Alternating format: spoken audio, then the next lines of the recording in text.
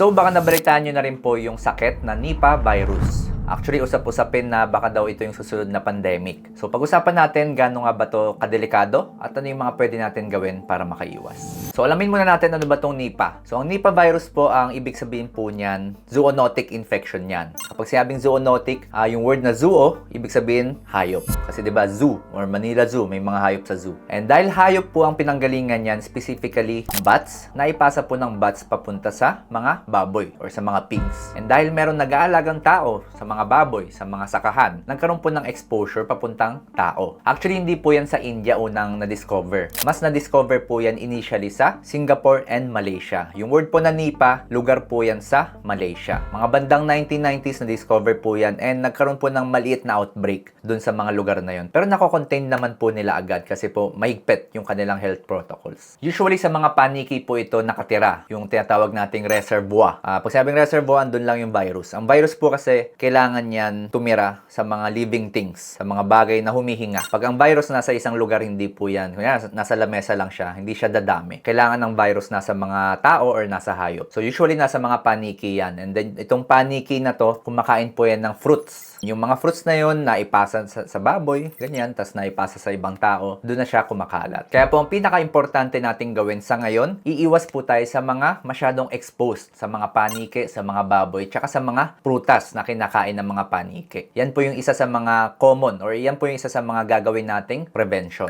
Mamaya sa later part ng video na to, pag-uusapan pa natin kung ano pa yung mga pwede mong gawin para makaiwas. So, bakit siya nakakatakot? Bakit daw siya parang delikado? So, meron po tayong tatlong concerns kung bakit delikado siya. Unang-una, of course, wala pa tayong bakuna. Parang nangyari din sa COVID. Nung una, wala tayong vaccine, kaya nahirapan tayong pigilan yung pagkalat niya. Dito kay Nipah, although na-discover na siya nung mga bandang 1990s, until na wala pa rin po tayong effective na vaccine. And kapag walang vaccine, ang isang virus, madali po siyang kumalat. Singit ko lang po kaya po yung mga sakit tulad ng polio, tulad ng beke. Kung mapapansin nyo, sa panahon ngayon, napakadalang na natin makita ng mga sakit na beke tsaka polio. Dahil po yan sa bakuna. Kapag po kasi nakadiscover ng bakuna, napipigilan po yung transmission or yung pagkalat ng mga virus. So, ang goal po talaga ngayon ng mga health leaders is, of course, makapag-discover or makapag-produce agad ng virus laban sa Nipah. Although, sinasabi ko po sa inyo, mahigpit naman po yung mga health protocols na pinapatupad, lalo na sa mga Asian countries. Kasi sa Asian countries po, medyo at risk na magkaroon ng Nipah. Kasi sa Malaysia, sa Singapore, tsaka sa Philippines, actually nagkaroon po sa atin ang Nipah virus transmission. Sa may bandang Mindanao po yan. Diyan sa mga bansang yan, dyan po medyo tumitira or dyan po medyo common yung mga paniking sinasabi ko kanina. Pangalawang concerning na bagay is wala pa tayong antiviral treatment. Pag sinabi pong antiviral, yan yung mismong pumapatay or pumupuksa sa virus. Example, kunyari meron tayong influenza virus. So, yung flu, yung nagkakalagnat tayo, nagkakaroon ng ubo, sipon. Meron pong antiviral treatment dyan. Although hindi naman siya laging nireseta pag malala lang talaga yung flu nyo. So, dahil merong antiviral treatment laban sa flu, mas na-eradicate siya or mas napipigilan yung pagkalat niya. Itong kay Nipah, wala pa tayong antiviral treatment. Also, another example, yung hepatitis. Isang uri din po yan ng virus na, good thing, meron tayong antiviral treatment. So, compare kay Nipah, si hepatitis, merong antiviral treatment, napipigilan yung pagkalat or napipigilan yung pag-progress ng hepatitis. Kay Nipah virus, wala pang antiviral treatment. Pangatlo, medyo mataas yung fatality rate nito. Ang ibig sabihin ng fatality rate, kunyari merong 10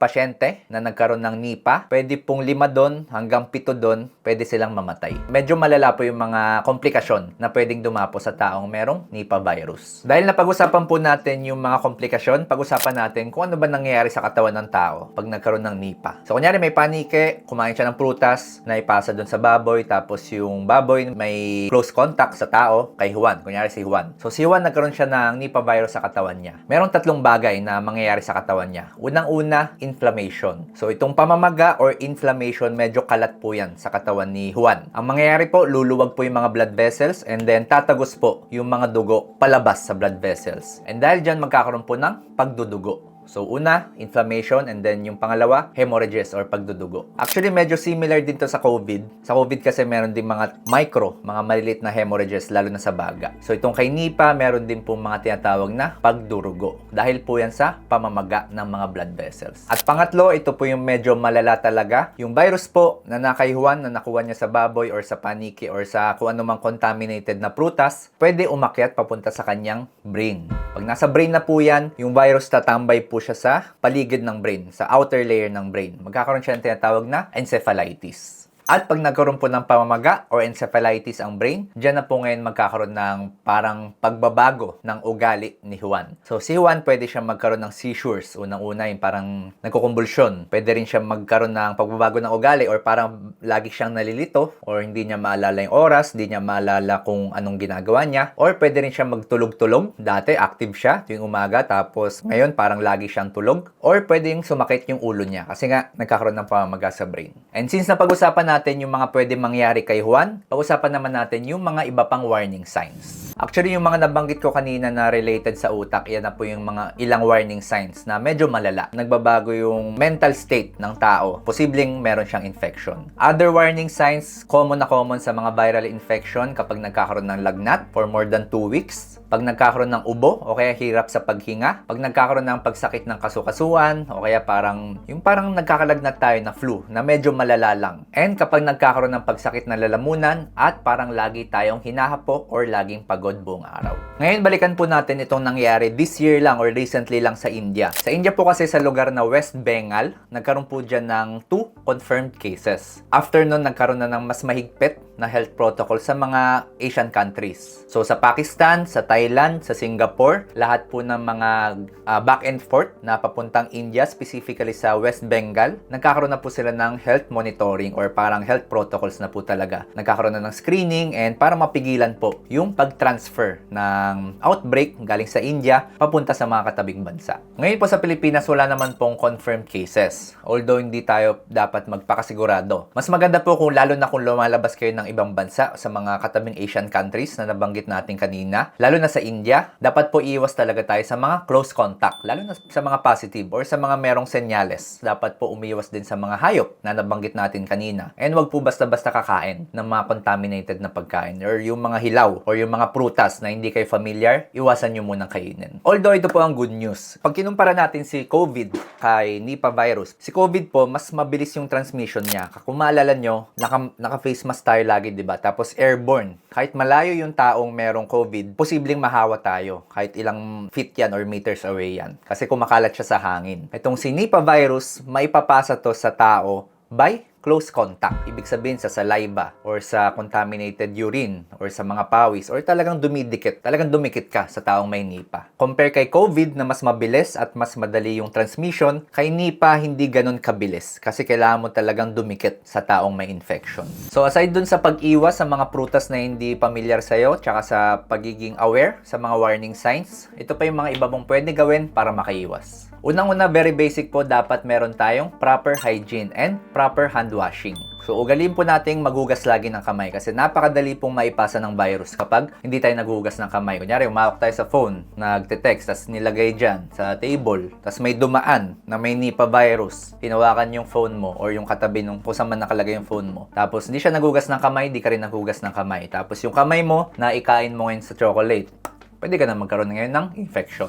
Next, umiwas po tayo sa mga matataong lugar. Ang Nipah virus po, close contact yan. So, kung sobrang matao, sobrang populated, yung lugar na pupuntahan nyo, mataas po yung chance na baka magkaroon ka ng infection. Next, madalas natin nakakalimutan, kumpletuhin lagi ang tulog. Dapat po, 7 to 9 hours. Anong meron sa pagtulog? Yan po yung panlaban natin sa mga iba't ibang uri ng sakit in general. Kasi pag kumpleto ang ating tulog, matibay po yung ating immune system. Kapag po kasi bagsak ang ating immune system, especially pag puyat ka, napakadali mong pasukan ng kung ano-anong virus. Next, ugaliin kumpletuhin po ang mga bakuna, especially sa flu vaccine. Dapat po regular tayo nagpapa-flu vaccine, hepatitis vaccine, and kung ano-ano pong vaccine. Kasi kapag mas kumpleto po ang ating bakuna, mas malakas po yung resistensya ng ating katawan. So, Doc, kailangan na bang kabahan or kailangan ko na bang matakot dito sa Nipah virus na to? Kung babalikan po natin yung nangyari sa India, yung dalawang nag-positive po doon. Actually, mga healthcare workers po sila. Ibig sabihin sa loob po sila ng ospital nagtatrabaho. So, anong significance nito? Ibig sabihin, hindi po siya nanggaling sa community. Nasa loob po siya ng ospital. Kapag po kasi sa ospital nagkaroon ng contamination, mas secured na po or mas contained na po yung virus na yon. Compare natin na kunyari nagkaroon ng contamination sa labas, sa community, sa mga mataong lugar. Ibig sabihin, mas alarming yon kasi may chance na mas kumalat siya na mas mabilis. Also, kung healthcare workers yung nag-positive sa Nipah, hindi rin siya ganun ka-alarming kasi nga, since healthcare worker siya, nagtatrabaho siya sa ospital, given na, automatic na talagang magkakaroon siya ng higher exposure sa iba't ibang uri ng sakit. Although sinasabi ko rin kanina na hindi dapat tayo maging kalmado masyado. Hindi rin naman tayo dapat maging praning. Dapat alerto lang. So, alamin lang natin kung ano yung mga dapat gawin, maging aware lang tayo sa sakit na to, at palakasin lang natin lagi ang ating resistensya ng katawan. Also, para lalong mag-increase ang awareness natin, lalo na sa mga kamag-anak nyo, sa mga mahal nyo sa buhay, share nyo po itong video na to. And kung meron po kayo natutunan, don't forget to subscribe. Since growing pa lang yung information regarding this virus, abang-abang lang po tayo sa mga iba pang news na darating. Kung gusto mo malaman ang epekto ng energy drinks sa katawan mo, panoorin nyo po ito. Once again, I'm Doc Alvin signing out.